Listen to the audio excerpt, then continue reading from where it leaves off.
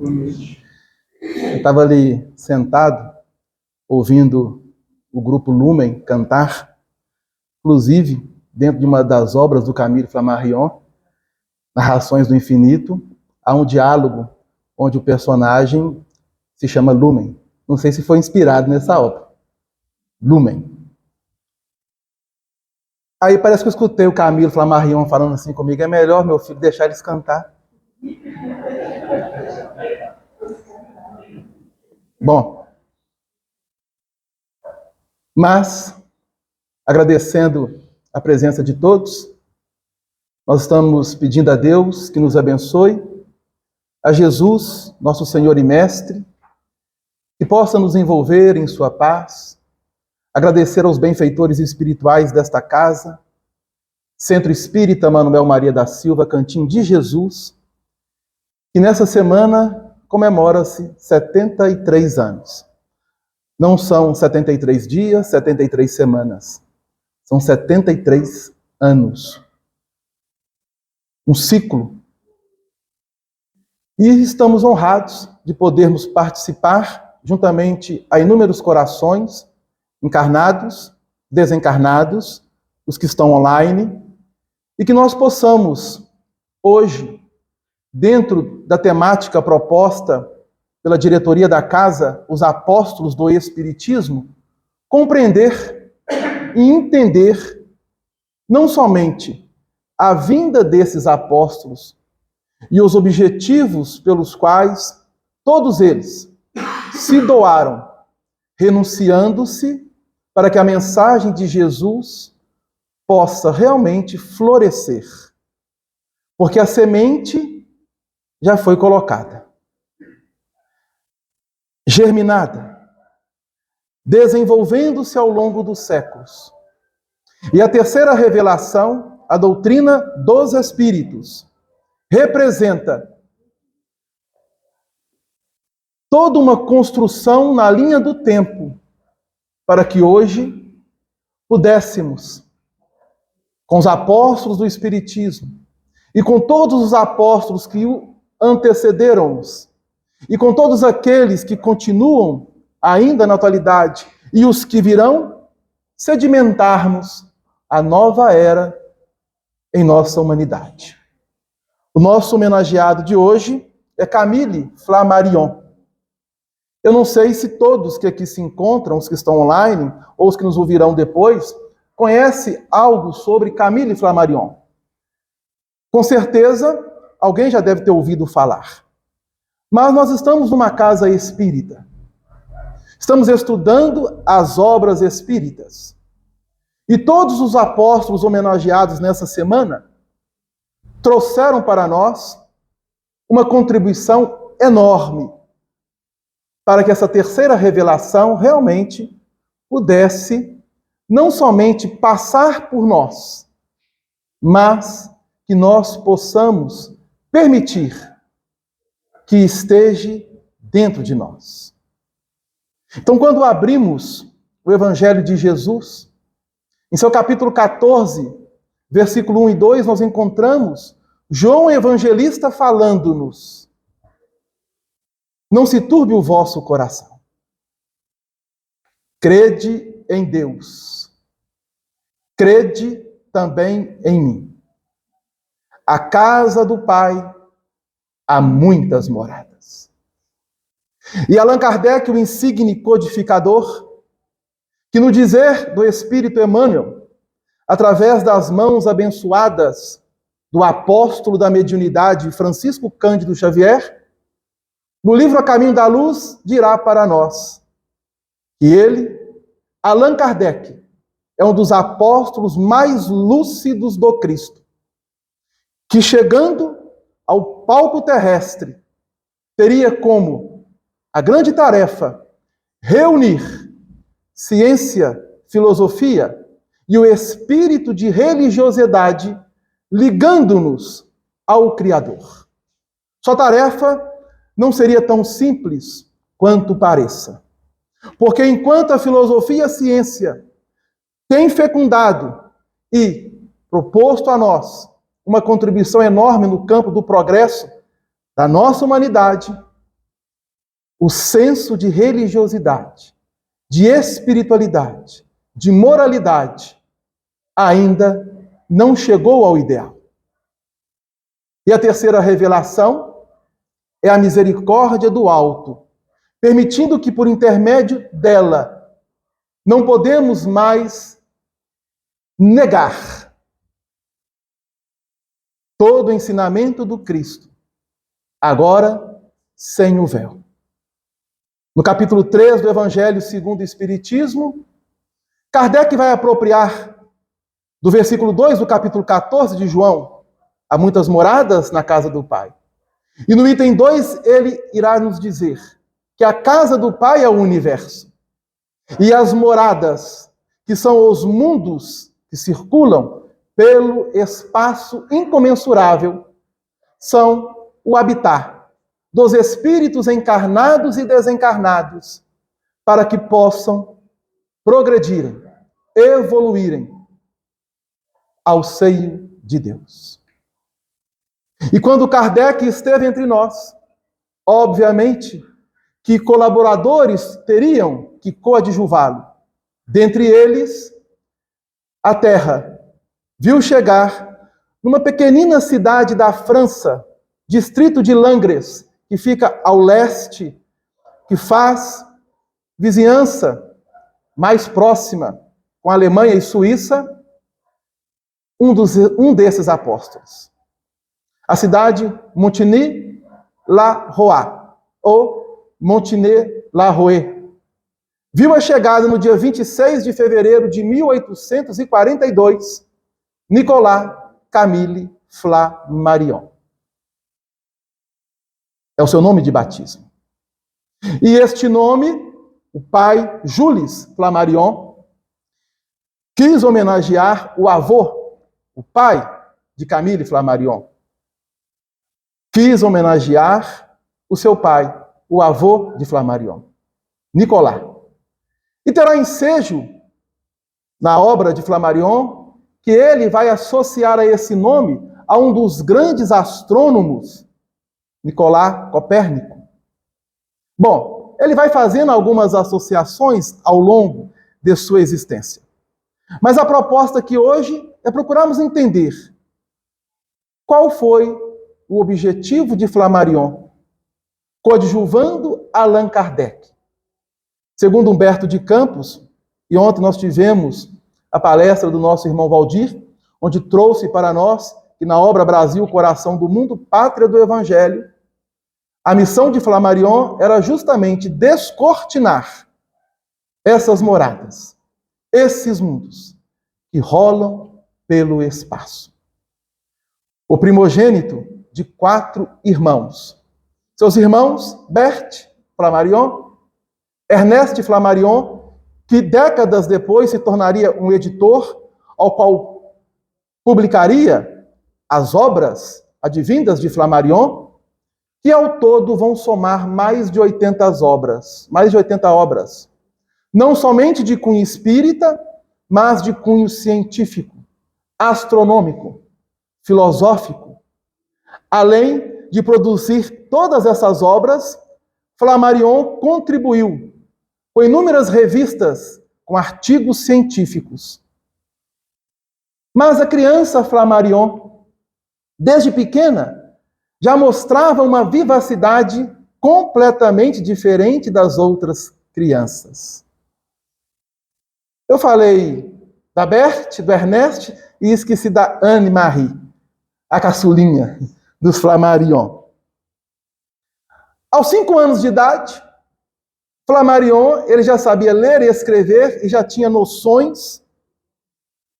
Dizem os biógrafos que eram rudimentares, mas não eram. Eram noções muito amplas de aritmética. Aos 6 anos, ele ingressou na escola, na cidade de Montigny. E essa escola era dividida da seguinte forma: ela recebia crianças de 6 a 9 anos e dos 10 a 15 anos. Ao chegar aos 15 anos, completaria o ciclo, do ponto de vista intelectual, para as crianças dessa cidade, uma cidade pequena que, à época de Flammarion, tinha mais ou menos, em média, 1.200 a 1.300 habitantes. Bem pequenina. Todos se conheciam praticamente. E quando Flammarion completa 7 anos, ele já não tinha mais o que aprender nessa escola oferecida em Montigny. Aos 7 anos, era como se ele tivesse cursado até os 15 anos. Sua mãe fica preocupada. Como? Como que nós vamos educar essa criança?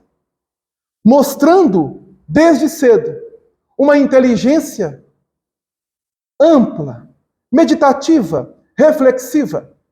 Então, ela tinha alguns parentes em Langres. Era uma cidade próxima a Montigny, distando mais ou menos 23 a 24 quilômetros. E o vigário de Langres aceita, por um ano, dar continuidade ao estudo de Flammarion, ensinando o latim e presenteando com o Novo Testamento. Flammarion levou esse Novo Testamento até o último suspiro de sua existência. Não somente o devorou, como o estudou durante toda a sua existência. Conhecendo os 4 evangelhos, de cor e salteado, de trás para frente, como os outros livros que compreendem o Novo Testamento. Mas, dizem os biógrafos, que a família de Flammarion eram de lavradores, e estão corretos. Tanto o pai, quanto o avô, quanto o bisavô, e por parte também materna, era uma cidade cuja economia gerava em torno da agricultura. E o pai de Flammarion foi um grande lavrador. Mas, ao se casar e chegando o filho, ele vai mudar a forma de sustentar a família, abrindo uma pequena lojinha, um comércio de tecidos e, ao mesmo tempo, com várias utilidades domésticas. E a família, então, corre o seu movimento, mas Flammarion necessitava desenvolver-se intelectualmente. E aí, os pais, sentando, conversando com amigos e com o próprio vigário, colocam-o em Langres por 3 anos, onde ali, juntamente com outros alunos, ele vai poder estudar com o vigário La Salle. Era o eclesiástico da cidade de Langres. E essa época, as igrejas, elas tinham como que hoje nós falamos bolsa para alunos que não têm condições de pagar. Então a igreja patrocinou os estudos de Flammarion. E com La Salle, que foi importante no desenvolvimento intelectual de Flammarion, ele pôde aprender não somente o latim, mas várias outras temáticas dentro do conhecimento humano, como filosofia, a oratória. E já aos 9 anos de idade, Flammarion já detinha uma biblioteca de mais ou menos 50 livros. Mas não eram livros da faixa etária de uma criança de 9 anos, como nós o sabemos. Eram livros de cunho científicos, no campo da astronomia, da filosofia e das ciências que no século XIX eclodiram com tanta efusão. Por isso é chamado o século das luzes. E Flammarion, durante 3 anos, do ano de 1853 a 1856, residiu em Langres, distanciando da família, para estudar. E lá também teve a oportunidade de desenvolver outras habilidades, pois que o seu espírito investigativo buscava a resposta para tudo, não aceitava qualquer ensinamento sem antes entender todas as causas que daquele ensinamento derivava. Então nós vamos encontrar alguns elementos engraçados quando ele era criança. Ele gostava de fazer pesquisas com a natureza, entendendo o movimento da natureza. Como, por exemplo, ele ficava abismado. Como que uma largata, dentro daquela metamorfose, ao passar para o casulo e depois se desprender como uma borboleta, fazia isso? E assim, diversas vezes, ele buscava experimentos na natureza, pois vivia na natureza. Mas o que mais aguçava sua sensibilidade eram as noites estreladas, na cidade de Montigny e na cidade de Langres, quando o luar e as estrelas brilhando, e nós imaginamos o brilho à época, estamos no ano de 1853, 1854, a luz elétrica ainda não havia chegado. Chegou em 1870 com Thomas Edison, era luz a lamparina. E a sua família não tinha condições de ceder à lamparina o óleo que alimentava a luz. Por isso, em muitas ocasiões, nós vamos encontrar Flammarion estudando, alta madrugada, à luz do luar, não necessitando de luz. Hoje nós temos a lanterna, a vela, o celular, a luz elétrica. Ele estudava à luz do luar. Mas aconteceu que o pai de Camille Flammarion se aventurou a fazer uma sociedade, mudar de estratégia. Não querendo ser mais comerciante, vendeu algumas propriedades e firmou uma sociedade com um conhecido na cidade de Montigny para a fabricação de tijolos. Só que esse sócio não era um sócio tanto honesto. E aconteceu que nessa sociedade a família teve grandes prejuízos. Como o pai de Flammarion era um homem honesto e honrado, ele teve que desfazer de alguns dos seus bens para honrar os compromissos aos devedores. E o sócio saiu pelo mundo. Mas Flammarion nos conta, décadas depois, que este fato foi importante, porque o pai ensinara aos filhos serem honestos e jamais julgar a quem quer que seja. Pois quando a mãe chegava e dizia: e agora temos que ir atrás desse sócio para reaver aquilo que ele nos fez. E Jules Flammarion, deixe, não nos preocupemos com ele. Mas em 1853 a 1856 foi um ano de dificuldade para a família dos Flammarion, como para toda a Europa. Eu não sei se vocês sabem, mas neste período teve um surto de cólera na Europa, dizimando milhares de pessoas. E aquela época não tinha os antibióticos, a vacina. E procurava-se entender como que esse surto proliferava. E descobriu-se que era por intermédio da água. E aí houve uma campanha de saneamento básico em toda a Europa. Mas Flammarion havia perdido, neste surto, os avós paternos. E o seu próprio pai também adoecera. Não chegou a desencarnar, pois o pai dele desencarnou em 1881, já numa idade bastante avançada. Mas o pai então muda de Montigny para Paris e passa em Langres, dizendo ao vigário que não poderia mais permitir que Flammarion ficasse desenvolvendo seus estudos, pois ele era o mais velho dos irmãos e necessitava dele em Paris para o ajudá-lo, pois que a família iria recomeçar tudo de novo. Eram tempos difíceis. E Flammarion chega em Paris no dia 4 de setembro de 1856 e com o pai passa a trabalhar para ajudar no sustento da família. Mas o vigário La Salle, que tinha influência na cidade de Paris, enviou algumas cartas de recomendação para que Flammarion pudesse fazer alguns cursos técnicos à noite, e assim ele o fez.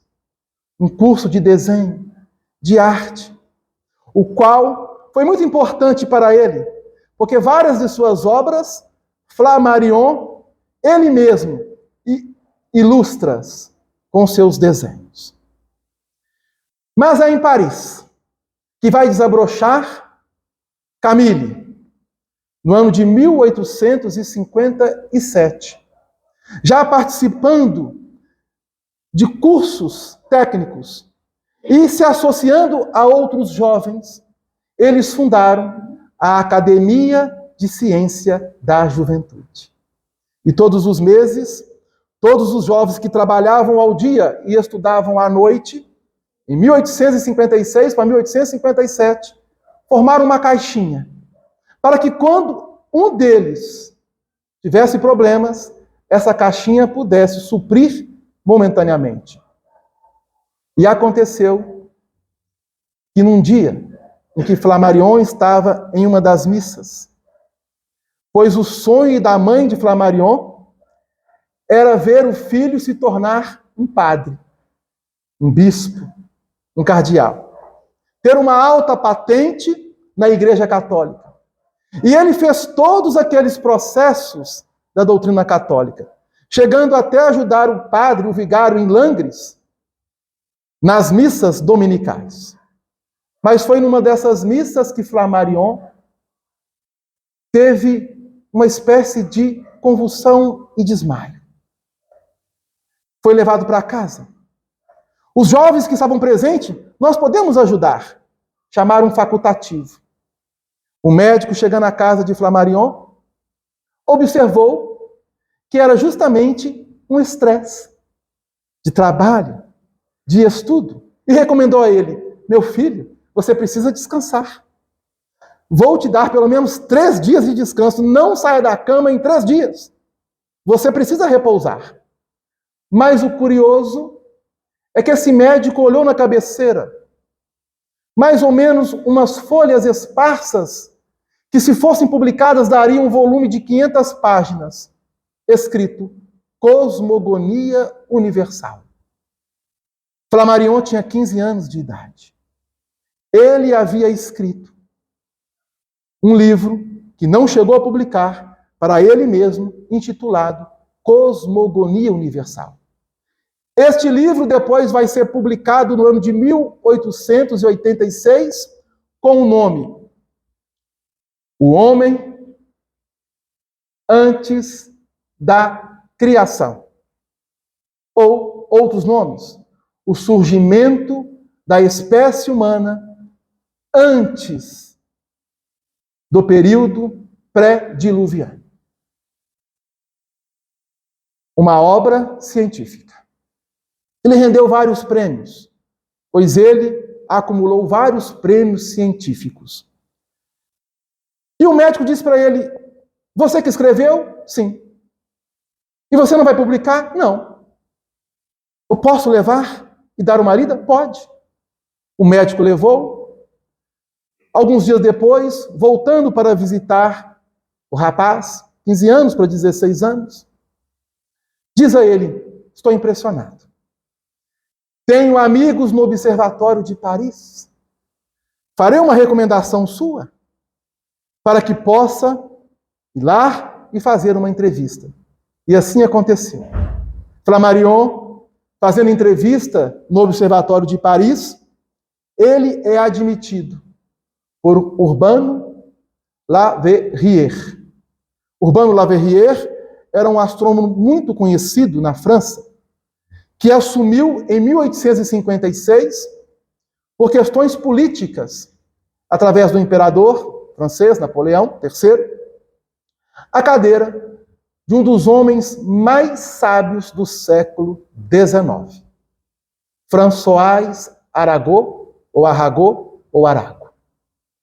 François Arago tem uma mensagem na Gênese, 5ª obra da codificação espírita. E há quem diga que em muitos daquilo que a família Flammarion trabalhou em livros e pesquisas, Arago o inspirou. Ele que não conhecera Arago.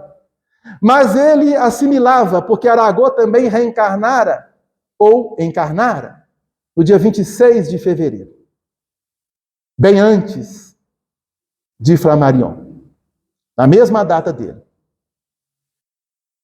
Leverrier admite Flammarion no Observatório de Paris. E ele então passa a trabalhar no Observatório de Paris como aluno astrônomo, de 1858 a 1862. Fazendo cálculos, calculando e observando as partes da Lua. Mas ele também, em contrapartida, buscava olhar aquilo que não era da sua alçada. Outros planetas, outras Pleiades no espaço universal. Porque para ele a astronomia não estava simplesmente configurada em cálculos matemáticos do ponto de vista estático, exato. Ela transcendia muito além disso. E nós vamos observar que se ele escrever a Cosmogonia Universal em 1857, o Livro dos Espíritos fora lançado em 1857. E o curioso é que Flammarion, ele não tinha tempo, pois estava trabalhando e estudando e pesquisando. Então ele não soube da chegada do Livro dos Espíritos. Ele só vai ter contato com o Livro dos Espíritos em novembro. Os primeiros dias de novembro de 1861. E aí tem algo bastante curioso. Ele saindo numa manhã e passeando, onde todos os pesquisadores, estudiosos, sábios, iam às galerias, onde haviam as livrarias, para saber das novidades do ponto de vista científico, filosófico e de outras ciências que no século XIX, como sabemos, eclodiram. Ele se depara em uma dessas galerias e é chamado a atenção para um livro. O Livro dos Espíritos. Ele entra, pega o livro. E, em 1861, ele vinha trabalhando, sem falar para ninguém, na composição de uma das principais obras dele. A pluralidade dos mundos habitados.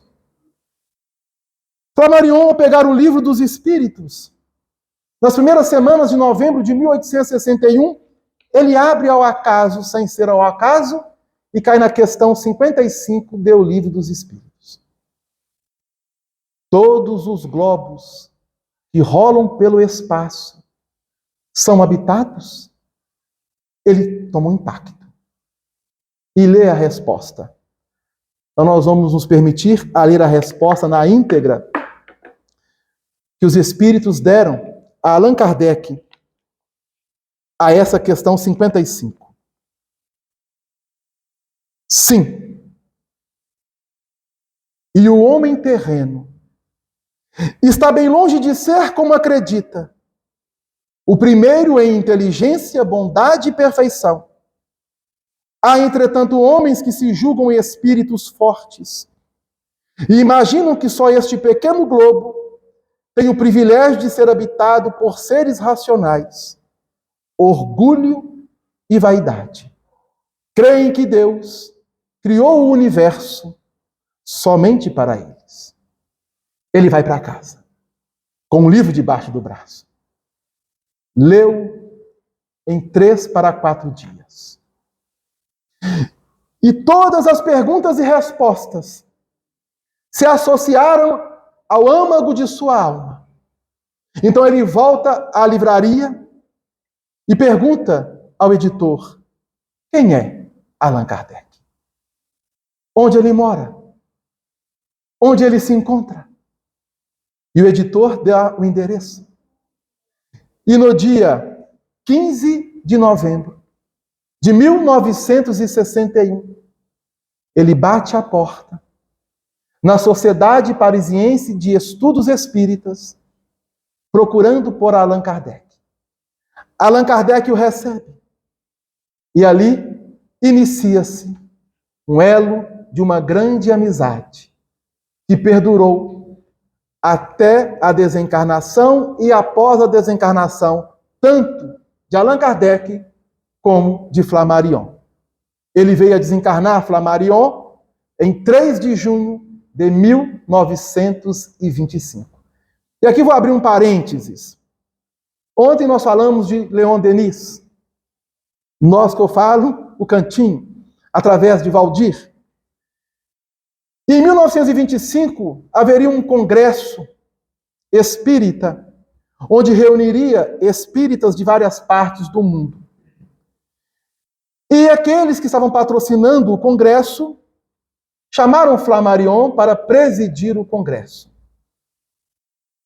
Flammarion, então, recebe uma intuição de que ele não poderia presidir o congresso.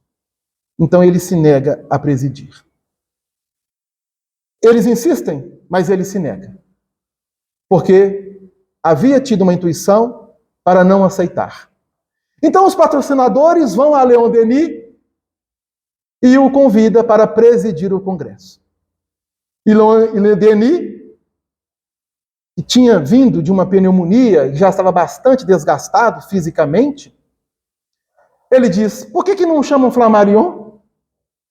E Flammarion é mais velho que Leon Denis. Ele reencarnara, ou encarnara em 1842, o Flammarion, Leon Denis, alguns anos depois. E aí, recebeu uma comunicação de Jerônimo de Praga. Simplesmente assim, Flammarion não poderá presidir o Congresso. O Congresso seria no mês de setembro para outubro do ano de 1925. E no dia 3 de junho de 1925, Flammarion deixava o plano físico, retornando aos páramos celestiais. Mostrando como que os espíritos direcionam e influenciam em nossas vidas, conforme a questão 459 do Livro dos Espíritos. E se o pai de Flammarion não tivesse feito a sociedade e não tivesse tomado uma rasteira, ele não teria ido para Paris, tão pouco Flammarion teria seguido a carreira eclesiástica. Então vejam bem como que a espiritualidade vai encaminhando-nos diante da vida. Um espírito que foi preparado para coadjuvar Allan Kardec, para descortinar as moradas do universo. E estando na Sociedade Parisiense de Estudos Espíritas, Allan Kardec o associa como um membro efetivo. E ele passa a frequentar a sociedade com Allan Kardec e com tantos outros. Teve a oportunidade de conhecer Gabriel Delane. Os pais de Delane eram amigos íntimos. Eu não tenho nada a ver com Delane, tá, gente? Meu nome não tem nada a ver, é Delane, mas não tem nada a ver com Gabriel Delane, viu? Tem nada a ver com o nosso irmão. Tenho certeza. E o Gabriel Delane, para quem não sabe, ele atua no movimento espírita nos Estados Unidos da América do Norte. Ele está lá atuando. É um dos espíritos, juntamente com outros, que vem fazendo um grandioso trabalho no movimento espírita dos Estados Unidos da América. Quem nos narra isso é o espírito Humberto de Campos, através do apóstolo da mediunidade, Francisco Cândido Xavier. Aí, o Gabriel Delane, abrindo esse parênteses, poderíamos afirmar que é a primeira criança espírita do planeta Terra. É a primeira criança que nasceu num berço espírita. Porque se os seus pais eram espíritas, ele que reencarnara em 1858, o Livro dos Espíritos foi lançado em 1857, e sempre ia, juntamente com os pais, à sociedade. Diversas vezes Allan Kardec colocou Delane no seu colo. E Flammarion conheceu Delane, estabelecendo uma sólida amizade que perdurou até a desencarnação de ambos e continuam grandes amigos. Porque a morte não existe. Porque se Jesus ensinou, crede em Deus, crede também em mim. A casa do Pai há muitas moradas. Vou preparar-vos um lugar. Esses amigos se reuniram em algum ambiente dos espaços, talvez no planeta Terra, talvez fora da Terra, não o sabemos.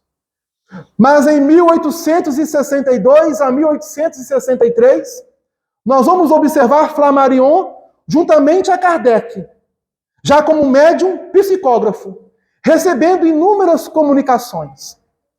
Comunicações de natureza científica. Kardec vai publicar em 1863, na Revista Espírita, o título. Se eu pegar aqui a minha cola, porque é tanta coisa de Flammarion, porque senão a gente se perde. Kardec vai publicar o título Estudos Uranográficos, em 1863, na Revista Espírita. Este estudo uranográfico foi uma psicografia ou um êxtase de Flammarion, pois que há aí uma polêmica, não deixa de ser polêmica, porque foi assinado por Galileu Galilei. E muitos biógrafos e historiadores vão dizer que Flammarion é Galileu Galilei. Não podemos afirmar. Ficamos com 50% que sim, 50% que não. Porque o próprio Flammarion, décadas depois, vai discorrer sobre a sua mediunidade. Mas isso agora não vem ao caso. A questão é que os estudos uranográficos, que foram lançados na Revista Espírita em 1863, fazem parte do 6º capítulo da 5ª obra da codificação espírita, a Gênese. Uranografia geral. Está lá, na íntegra. E Flammarion recebeu não somente essas comunicações de Galileu Galilei, como de tantos outros espíritos, como, por exemplo, de François Arago, do médico Demure, que foi médico de Allan Kardec. Mensagens essas que se encontram também na obra A Gênese, dentro do capítulo 18. Mas, no trabalho no Observatório de Paris e nas reuniões mediúnicas, Flammarion, que havia sido educado por um vigário na cidade de Langres, aprendeu noções de gramática e a sua escrita e o seu verbo era exemplar, a tal ponto que ele era o encarregado de fazer as revisões dos astrônomos do Observatório de Paris. Um jovem de 20 anos. Ele que fazia as revisões. E era ele que levava para que essas mensagens científicas fossem publicadas na editora, que era do Observatório de Paris. E em 1861, ele levando alguns escritos de vários astrônomos, ele chegou lá, com debaixo do braço, com um chumaço de folhas de papel, e o editor pergunta a ele, o que é isso? Ah, isso aqui não é nada não. Mas deixa eu ver. Pluralidade dos mundos habitados? Você que escreveu? Sim. Por que não publica? Não, eu não escrevi para publicar. Mas o que é isso? E eu também nem tenho condições para publicar. Eu sou um funcionário, ganho 200 francos por mês. E cada página sairia a 2 francos. Como que eu vou pagar isso? Eu teria que trabalhar vários meses para pagar, pois que a pluralidade dos mundos, se fosse publicada, já estava mais ou menos com quase 600 páginas. A 2 francos, ele recebia 200 francos por mês, tinha que ajudar nas despesas de casa. como ele iria publicar. Pois bem, o editor disse, pense a respeito. E ele então, obviamente, conversando com Allan Kardec, pois já participava, Allan Kardec, por que não? Publica. E essa obra veio a lume em 1862. A pluralidade dos mundos habitados. A publicação feita pela editora do Observatório de Paris. O que isso ocasionou? A demissão de Flammarion. Porque os astrônomos ficaram chocados. Como um jovem de 20 anos falar de pluralidade dos mundos? De vida fora da Terra? Que ficção é essa? Que imaginação fértil é essa?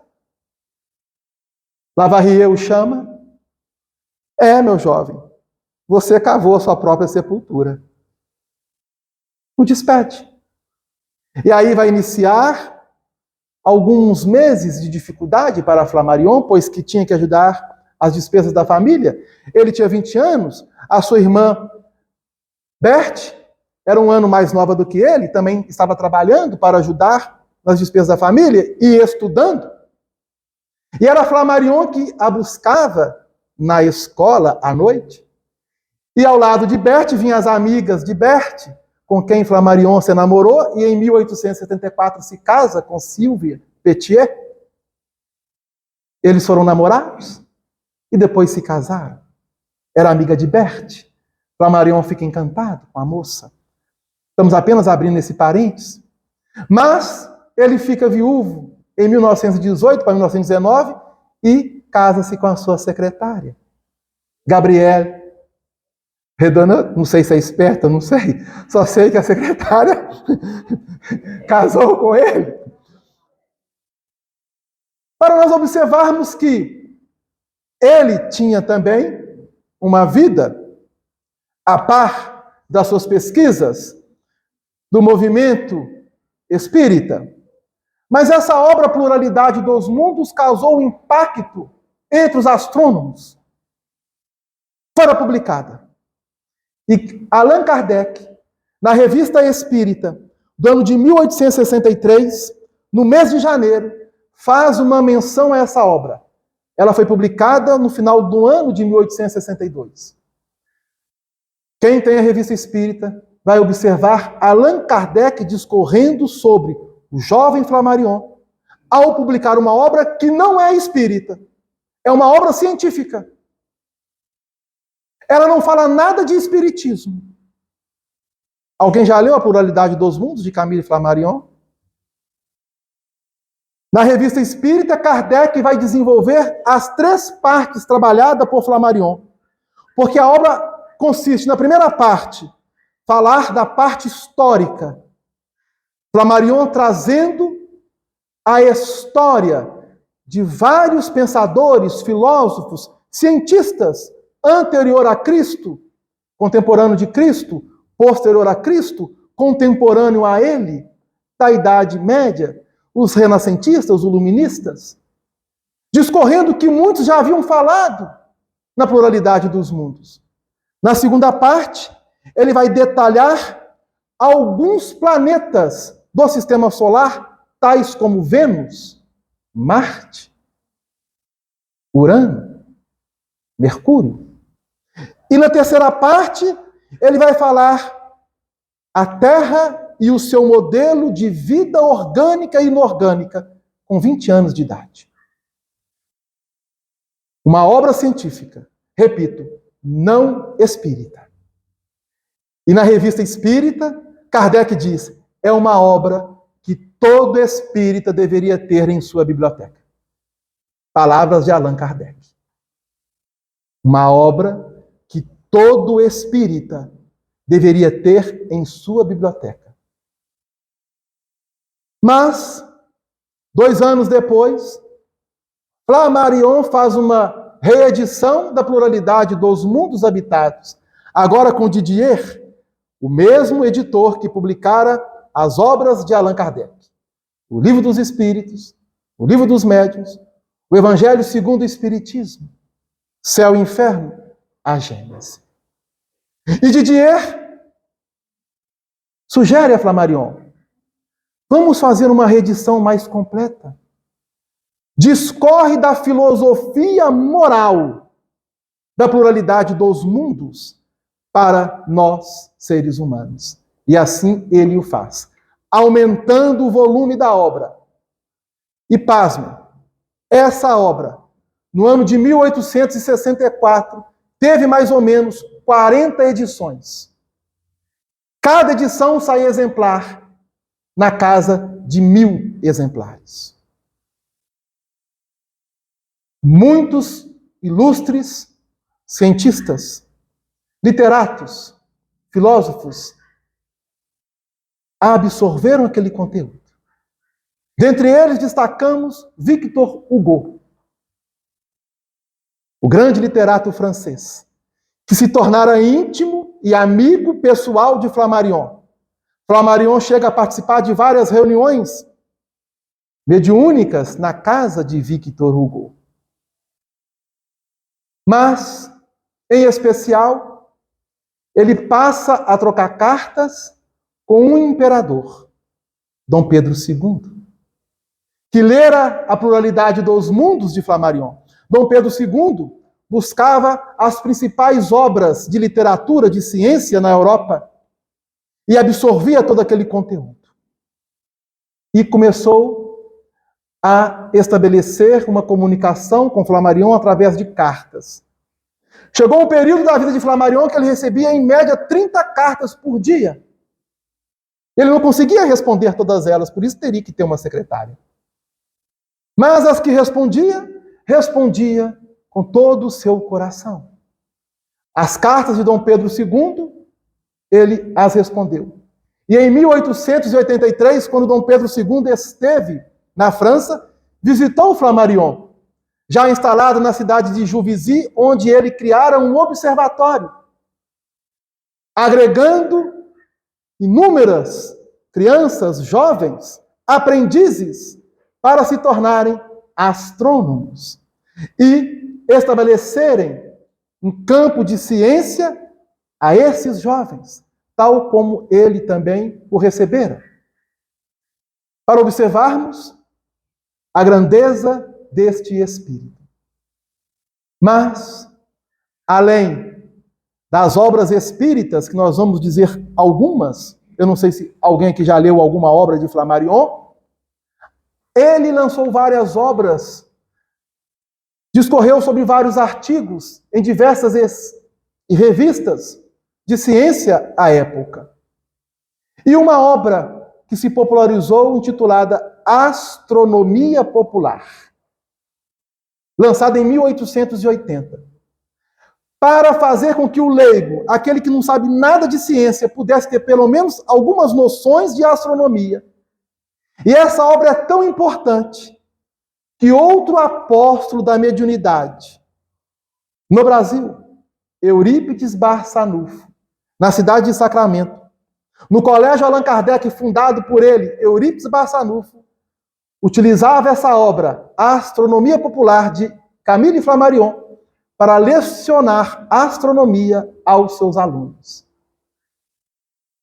Para vermos a grandeza da obra de Flammarion. Mas ao longo de sua existência, ele vai lançar algumas obras, tais como, vou dizer apenas algumas, espíritas. A pluralidade do mundo habitado não é espírita. A astronomia popular não é espírita.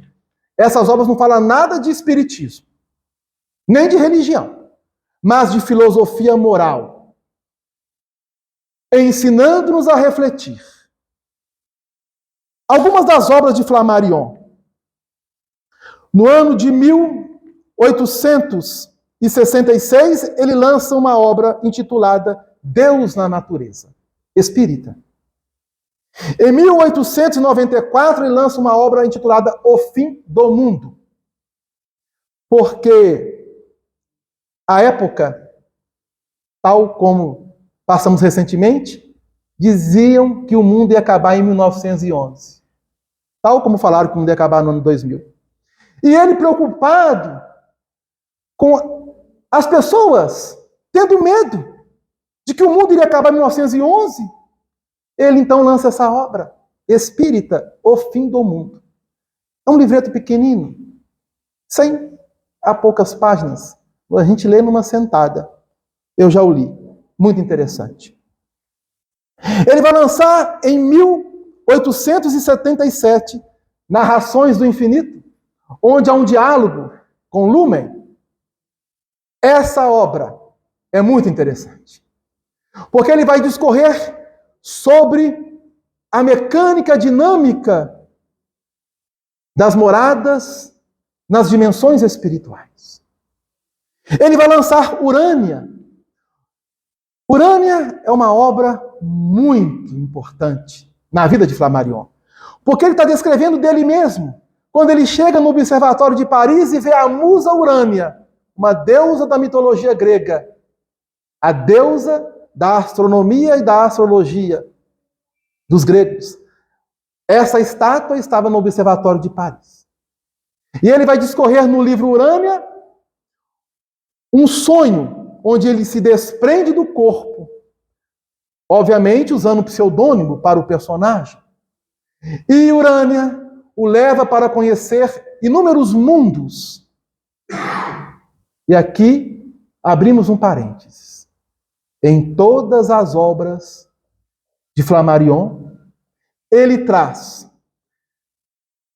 informações que a ciência acadêmica astronômica ainda não chegou a conhecer.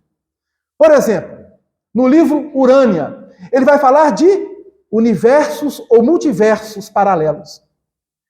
A astronomia começou a estudar universos paralelos a partir de 1920. A obra foi lançada em 1889.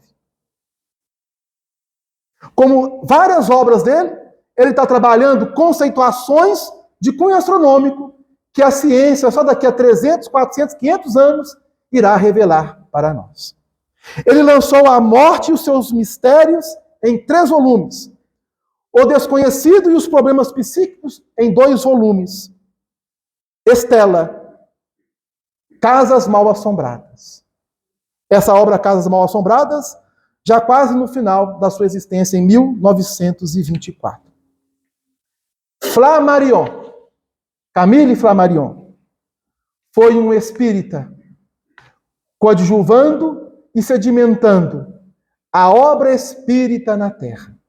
E ele é tão importante para o movimento espírita que nós espíritas talvez vamos dimensionar quando deixarmos o corpo físico e chegarmos no plano espiritual e estudarmos as suas obras.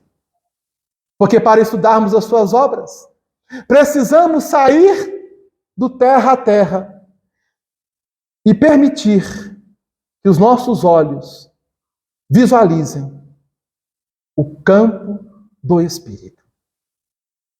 No ano de 1869, a desencarnação de Allan Kardec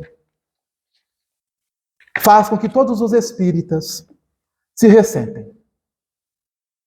Estando no velório e ao enterro do mestre, ele é um dos chamados a discursar. Foram 4 discursos, tendo ele discursado também. E na obra Póstumas, lançada pela FEB, nós temos o discurso na íntegra de Flammarion, que nós vamos encerrar. Porque falar de Flammarion, nós teríamos que ficar aqui diante do infinito. Da mesma forma que Allan Kardec, que Gabriel Delane, que Bezerra de Menezes, que Leon Denis, que Honório Onofre de Abreu. Hoje, maior ainda é a minha tarefa, porquanto eu desejara figurar a mente dos que me ouvem, e a dos milhões de criaturas que na Europa inteira e no Novo Mundo se têm ocupado com o problema ainda misterioso dos fenômenos chamados espíritas. Eu quisera, digo, poder figurar-se-lhes o interesse científico e o porvir filosófico do estudo desses fenômenos. Em nenhuma época da história, a ciência desdobrou, ante o olhar espantado do homem, tão grandiosos horizontes. Sabemos agora que a Terra é um astro e que a nossa vida atual se completa no céu. Em que consiste o mistério da vida? Por que laços a alma se prende ao organismo? Por efeito de que desatamento se lhe escapa? Sob que forma e em que condições existe ela após a morte? Que lembrança? Que afeições conserva? Como a alma se manifesta? Ó mestre, amigo, foste o primeiro. Foste o primeiro a dar, desde o princípio da minha carreira astronômica, testemunho de viva simpatia às minhas deduções relativas à existência das humanidades celestes. Pois, tomando do livro sobre a pluralidade dos mundos habitados, publicado em 1862, uma obra que não é espírita, opuseste imediatamente na base do edifício doutrinário a pluralidade dos mundos, fundamento da doutrina dos espíritos. Com que sonhavas? Muito a miúde, conversávamos sobre essa vida celeste tão misteriosa. Agora, ó alma, falando para Allan Kardec, ali os seus despojos mortais. Sabes por visão direta em que consiste a vida espiritual a que voltaremos e que esquecemos durante a existência na Terra. A imortalidade é a luz da vida. Como este refulgente, no dia estava um sol. Agora estamos em noite e eu vou mudar, se me permite, Flammarion. A imortalidade é a luz da vida, como esta refulgente lua que brilha e ilumina em toda a natureza terrestre, até a vista, meu caro Allan Kardec, até a vista, meu caro Honório Onofre de Abreu, até a vista, Leon Denis, até a vista, Camille Flammarion, até a vista, Gabriel Delany, até a vista, e espero que me receba, Bezerra de Menezes, até a vista, não diremos adeus, até a vista ao próximo aniversário. Que Jesus nos abençoe.